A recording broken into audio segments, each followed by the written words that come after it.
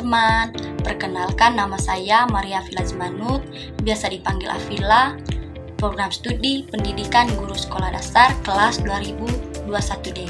Baik teman-teman, pada video yang kedua ini saya akan menjelaskan tentang aborsi, hukuman mati, dan eutanasia. Teman-teman, yang pertama saya akan menjelaskan tentang aborsi. Aborsi secara umum yaitu pengguguran kandungan yang dimana dikeluarkannya janin sebelum waktunya, baik disengaja maupun tidak. Oke teman-teman, ada dua macam aborsi, yaitu aborsi spontan, di mana aborsi terjadi secara alami tanpa intervensi tindakan medis, dan yang kedua aborsi yang direncanakan, di mana melalui tindakan medis dengan obat-obatan saja atau tindakan bedah atau tindakan lain yang menyebabkan pendarahan lewat vagina. Dalam kaitan dengan hak hidup, aborsi jenis kedua dipandang sebagai tindakan melanggar hak hidup seseorang. Teman-teman, aborsi adalah topik yang sangat kontroversial. Beberapa orang berpendapat bahwa wanita harus memiliki hak untuk membuat keputusan tentang tubuh mereka sendiri, termasuk apakah mereka ingin melanjutkan kehamilan atau tidak. Di sisi lain, ada yang berpendapat bahwa kehidupan dimulai sejak pembuahan dan aborsi adalah tindakan yang tidak bermoral karena dianggap mengakhiri kehidupan yang potensial. Teman-teman, pandangan saya tentang aborsi adalah sangat tidak setuju dengan perbuatan aborsi dengan berbagai alasan. Yang pertama, teman-teman, satu, keyakinan agama atau moral yang meyakinkan bahwa kehidupan dimulai sejak pembuahan dan setiap kehidupan memiliki nilai yang harus dihormati. Yang kedua, hak hidup. Beberapa orang berpendapat bahwa janin memiliki hak hidup yang harus dilindungi dan aborsi dianggap sebagai bentuk penghentian kehidupan yang sah. Yang ketiga, dampak psikologis.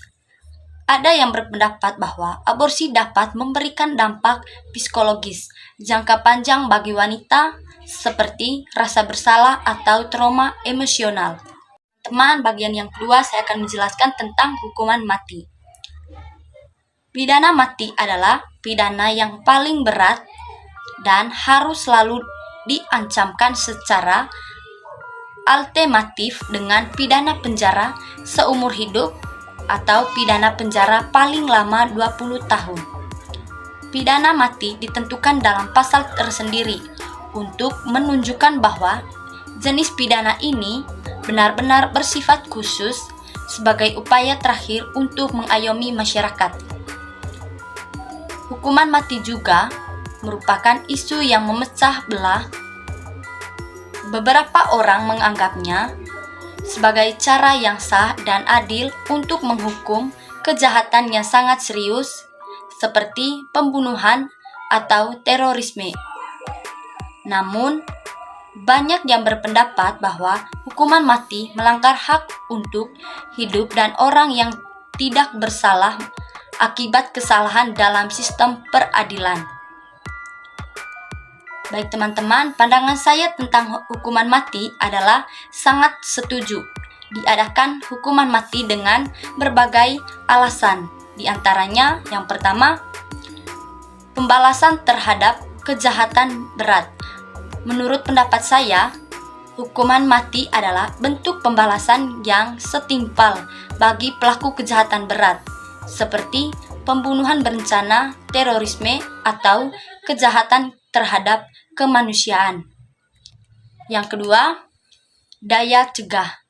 Pandangan saya bahwa hukuman mati dapat berfungsi sebagai pencegah bagi orang untuk melakukan kejahatan serupa, meskipun bukti empiris mengenai efektivitasnya masih menjadi bahan perdebatan. Yang ketiga, keamanan masyarakat. Dengan mengeksekusi pelaku kejahatan berat, mereka tidak akan pernah kesempatan untuk mengulangi kejahatannya dan menyebabkan lebih banyak korban. Teman-teman, yang terakhir tentang eutanasia. Eutanasia sering dilihat sebagai bentuk pengakhiran hidup seseorang yang mengalami sakit berat atau parah dan menderita dengan alasan untuk bebas dari penderitaannya.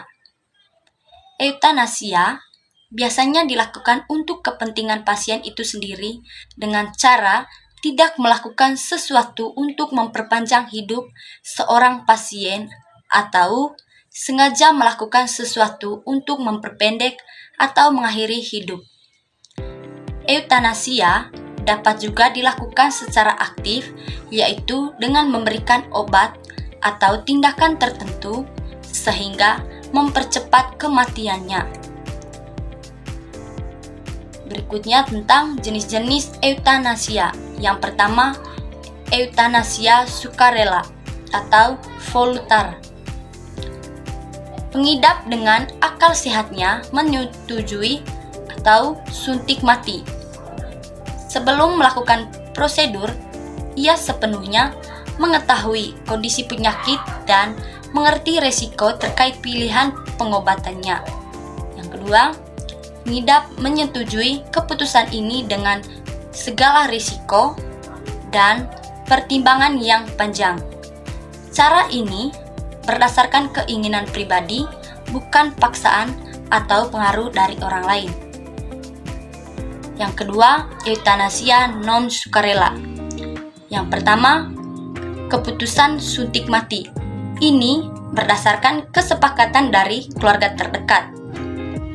Pengidap menempuh eutanasia non-sukarela karena ia benar-benar tidak sadarkan diri atau lumpuh secara permanen. Kedua, prosedur ini pula dilakukan atas permintaan dari pengidap. Saat ia masih sadar, misalnya, pihak keluarga menyampaikan pernyataan pengidap jika kondisinya mendadak kritis. Yang ketiga, eutanasia involunter. Prosedur suntik mati. Ini adalah kondisi saat pengidap bisa membuat keputusan tapi tidak mau melakukannya. Dengan kata lain, ia masih ingin hidup dan berjuang melawan penyakitnya. Yang kedua, jika prosedurnya tetap dilakukan, ini bisa dikatakan sebagai praktik pembunuhan, sebab eutanasia involunter dilakukan tanpa seizin pengidap. Baik teman-teman, pandangan saya tentang eutanasia adalah saya sangat tidak setuju diadakan eutanasia dengan berbagai alasan, diantaranya yang pertama, nilai kehidupan. Perlu diketahui bahwa kehidupan adalah hal yang sakral dan kita tidak seharusnya memiliki hak untuk mengakhiri hidup seseorang, bahkan jika mereka sedang menderita. Yang kedua, potensi penyalahgunaan adalah kekhawatiran bahwa legalisasi eutanasia dapat disalahgunakan, misalnya dengan menekan individu yang rentan seperti lansia atau orang dengan disabilitas untuk memilih kematian sebagai jalan keluar dari penderitaan. 3. Penyembuhan dan perawatan paliatif. Beberapa orang berpendapat bahwa lebih baik fokus pada pengobatan dan perawatan paliatif untuk meringankan penderitaan orang yang sakit berat daripada mereka opsi untuk mengakhiri hidup mereka. Tentu saja, pandangan tentang isu-isu ini sangat bergantung pada perspektif pribadi, budaya, agama, dan nilai-nilai yang dianut. Baik teman-teman, itu saja materi pada video yang kedua ini. Sekian dan terima kasih, dan semoga materinya bermanfaat bagi teman-teman.